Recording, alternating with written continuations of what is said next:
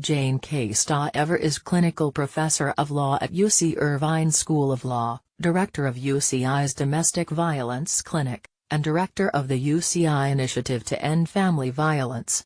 The views expressed in this commentary are solely those of the author. Gnur Nation, still grieving the recent Las Vegas tragedy, now mourns the lives lost in this week's massacre by a gunman who opened fire in a church in Sutherland Springs, Texas, leaving a death toll of 25 and an unborn child. As was the case with the Pulse nightclub massacre in Orlando, Florida, the San Bernardino Elementary School shooting, the open fire on congressional members playing baseball, and, according to Everytown USA, a majority of other recent mass shootings, the gunman had a history of domestic violence that should have raised red flags.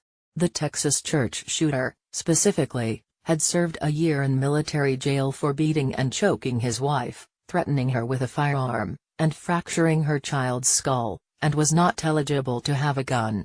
Through our grief, we search for answers and long to prevent further tragedy. Part of our agony is that so many of these massacres are preventable.